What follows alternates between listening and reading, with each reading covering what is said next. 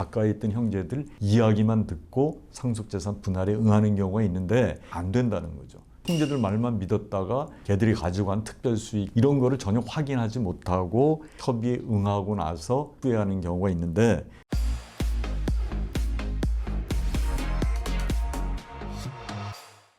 안녕하세요.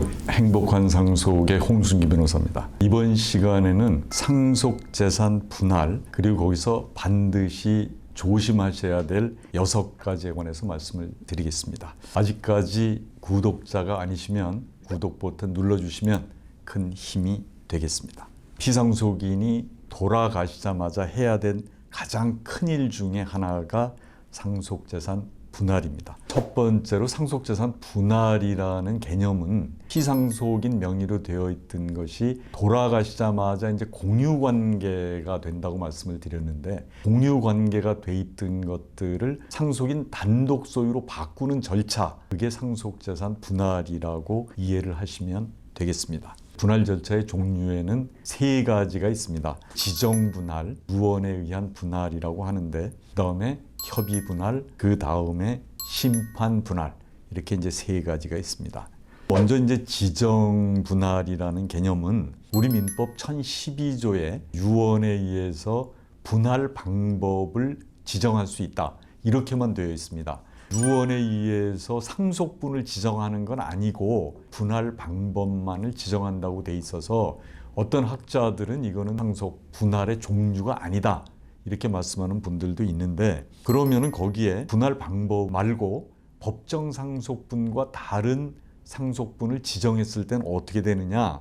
판례의 입장에서는 유증으로는 유효하다, 이런 입장이거든요. 지정 분할이라는 게 분할 중에 하나가 되는 게 확실한 거죠. 두 번째는 협의 분할인데, 이게 사실은 가장 중요한 것 중에 하나입니다. 공동상속인 전원이 협의에 참여를 해야 되고 순차적으로 참여를 해도 됩니다. 근데 태아인 경우에는 어떻게 할 거냐? 태아에 관한 여러 가지 학설이 있긴 합니다만은 태어난 뒤에 분할을 하는 게 맞다, 이런 거고요. 그 다음에 이제 미성년자가 있을 때는, 그러니까 아버지가 돌아가셨는데 엄마하고 미성년자인 자녀가 같이 받는다, 이럴 때는 이해가 상반된다고 해서 어머니가 미성년 자녀를 대리할 수가 없는 거죠. 이럴 때는 특별 대리인을 선임하고 나서 분할해야 된다는 거고요.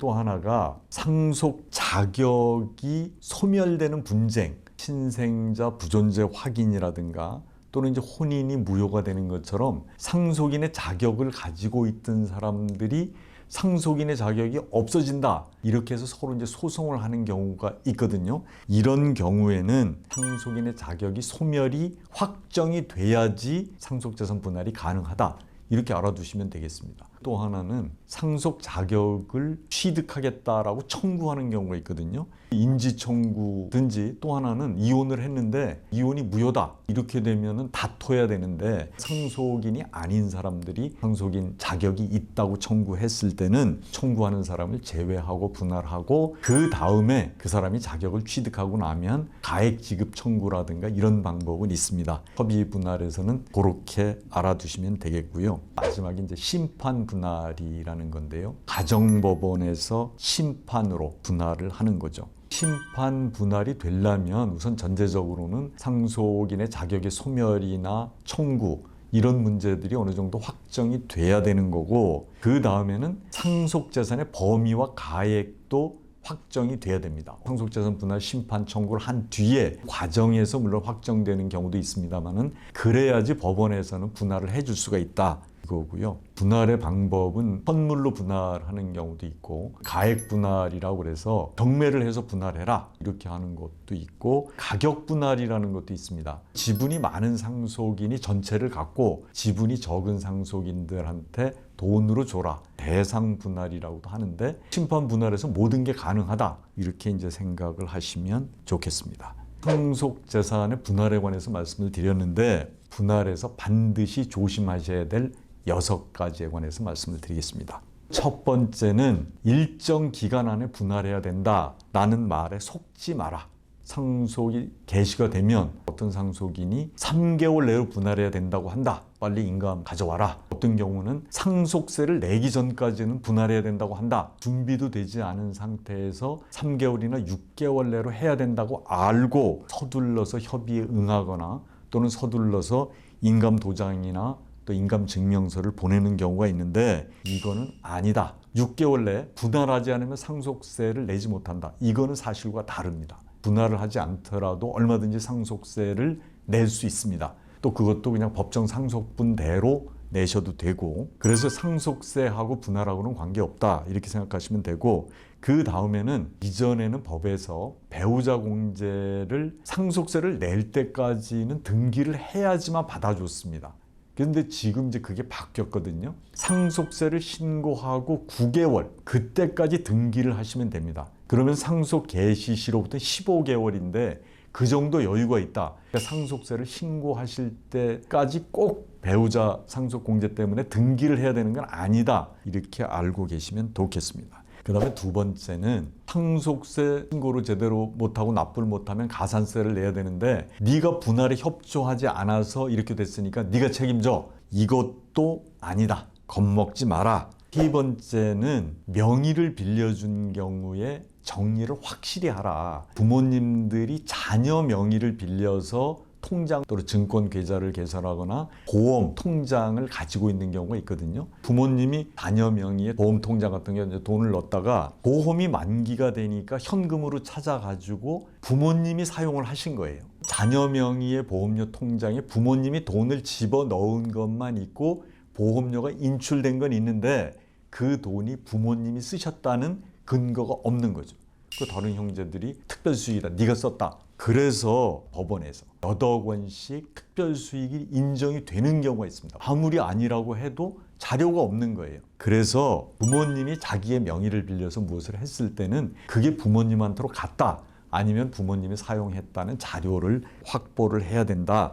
이렇게 말씀을 드리고 싶습니다. 네 번째는 상속재산의 범위와 가액을 확인해라고 말씀을 드리는 게 뭐냐면 상속재산이 뭐가 있는지도 모르고 분할에 응하는 경우가 있습니다. 멀리 떨어져 살거나 피상속인이랑 자주 만나 뵙지를 못했던 경우에는 아버지 재산이 뭐가 있는지 아버지 통장이 어떻게 돼 있는지 전혀 모르는 경우도 많아요. 가까이 있던 형제들 이야기만 듣고 상속재산 분할에 응하는 경우가 있는데 안 된다는 거죠. 형제들 말만 믿었다가 걔들이 가지고 간 특별수익 이런 거를 전혀 확인하지 못하고 협의에 응하고 나서 후회하는 경우가 있는데 그러시면 안 된다. 상속재산의 범위와 가액을 확인하라. 이렇게 말씀을 드리고 싶고, 다섯 번째는 인감증명이나 인감도장을 달라 그러면은 직접 본인이 확인하고 찍고, 그러지 않으면 찍어주지 마라. 인감도장 주고 인감증명서 떼와라. 5통 떼와라. 10통 떼와라. 왜 그렇게 필요하냐? 그럼 뭐 아버지 자동차도 정리해야 되고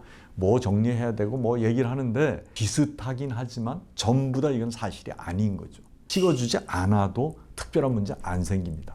이렇게 알아두셨으면 좋겠습니다. 마지막으로 여섯 번째가 뭐냐면 기여도 제대로 확인하고 해야 되는데 형제들 말만 믿고 분할에 응하시면 안 된다. 가까이 피상속인을 모셨던 형제들 입장에서 내가 뭐 10년을 병수발을 했으니까 이거 다 내 거다. 내가 기여분 주장하면 너희들 가져갈 거 아무도 없다. 너희들한테는 조금씩 줄 테니까 그렇게 알고 도장 찍어라. 특히 멀리 떨어져서 살거나 또는 부모님이 편찮으신데 이제 가까이서 간호를 못하거나 이런 자녀들 입장에서는 엄청 죄송스럽기도 하고 형제들이 열심히 모셨으니까 자기는 안 받는 게 당연하다 이렇게 생각하실 수도 있거든요. 근데 기여분이라는 게 인정되기가 쉽지 않고 법원에서 인정하는 요건도 까다롭습니다. 이래서 이 6가지를 기억을 하셔서 상속재산 분할을 하는데 손해를 보지 않도록 해주셨으면 좋겠습니다. 영상이 유익하셨다면 구독, 좋아요 부탁을 드리겠습니다. 다음 시간에는 특별수익,